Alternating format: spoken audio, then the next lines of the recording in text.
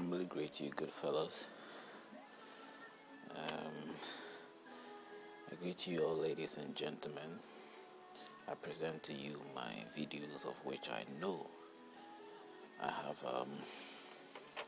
have answers to what I have been looking for, and just maybe if you haven't find answers to yours, you are welcome to sort of feast on what I have got to say in my videos.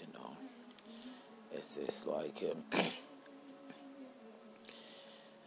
I believe that what if I have got answers to something, I share it out there, because at the end of the day, if you haven't found the answer to it, then it will sort of help out for you to be able to discover something.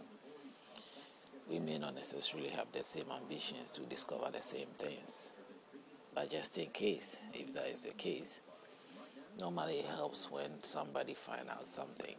It helps others to sort of also use that as a means to discover what they have also wished to want to sort of discover.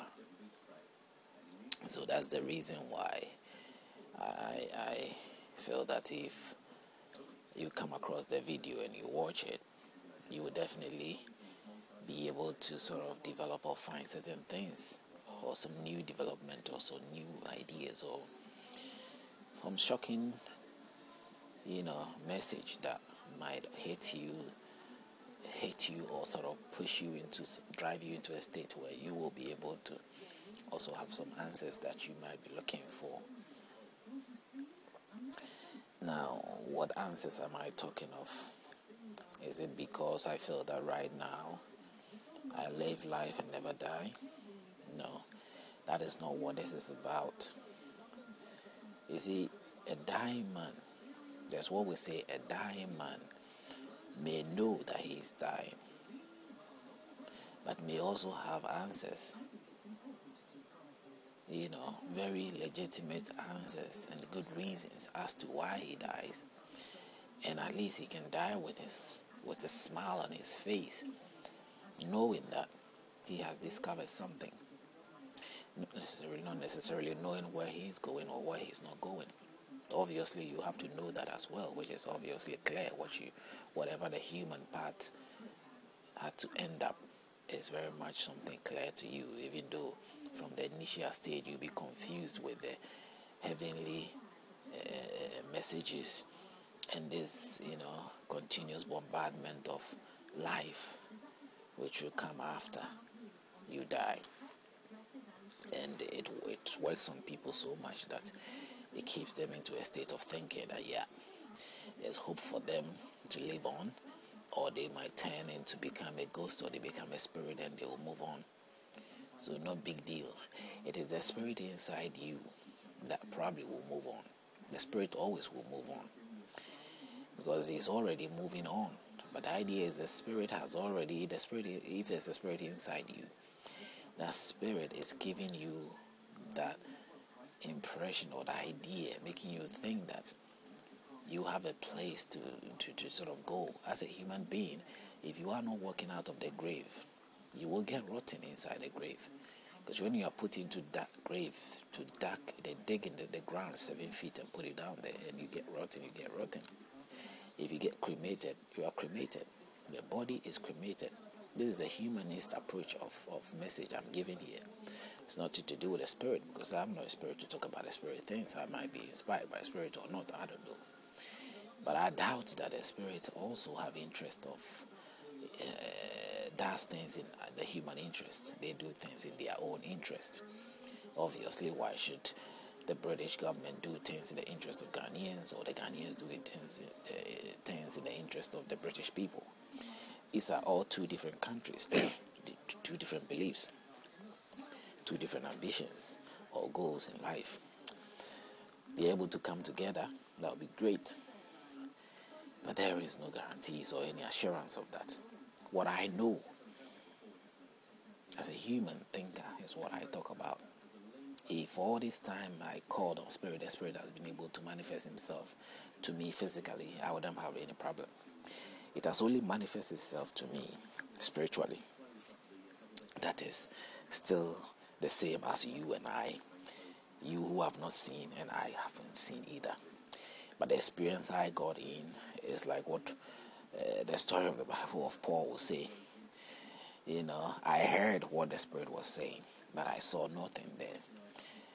I heard it all hearing in the ears and a jiggling in the body, some weird experience of, movement or sort of shaking in my body that I sort of went through as an experience, but not physically seeing God or a spirit standing there.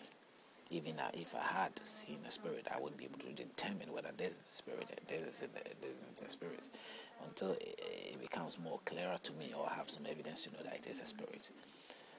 So until then, I had to let my viewpoint be more fair and be more standardized, in a sense that everyone who listens will understand and will not, jump into the wrong ideas or wrong conclusion. The answers I have got in my life is the simple, basic things. I won't be told of the heavenly things whilst I know physically I live to enjoy the heavenly thing. I won't be told that I have life after death, knowing that this is my life I have, because I don't know about the life after death. I know this one. If I'm able to move on with this and never die, then that is life I have achieved. You understand? Then I'm grateful for whatever place or wherever the life came from to me. If it's by my own achievement, so be it. We have a good, situation where we keep, imagining things that are so impossible to imagine. We give ourselves to whatever for whatever reason. It makes this thing comes to mind that I want you to come get your understanding on. A whole generation it's like a whole generation. Their soul has been sold or has been planted into something which has, drifted everybody along. They say you sell your soul to the devil and that's it. You do. The so-called advancement we see and the glorious things we see, the beautified things we see, may not necessarily be some sort of gold. They say it's not all that is glittering is gold. Yeah. Because you can tell that people are being drifted by something, but whatever it is not so obviously there. But a whole generation sold their soul, or sold the souls of their daughters and children, in order to achieve all this beauty and this glamorous advancement that we see. If you talk to a white man, a white-skinned person, or let's say somebody who he may be black or white, living in an advanced world, or has denounced, he sort of seen himself as a naturalized version of an advanced world, you can tell there are ways, countries which development is coming from, countries where we are all emulating or we are somehow imitating. You can see their ways are just in that oneness of understanding. The approach is quite different. And this is a fact. If you're very observant, you can figure it out yourself. And you can understand how smart and intelligent they keep coming up with all the ideas and how they're able to progress so fast. And the advancement that they come across, while the rest of the human race, just like them, equally like them, is still living in the trend, in all these difficult state which is hard for them to survive, or it's hard for them to come up with ideas to move on and to do something, to change their own lives, that they have to depend on these people. The Christian foundation, this journey started on this Europe and the Westerners, when they took up the mantle of God and the Spirit thing and all that. All those times developed into something and start drifting them to this level that they are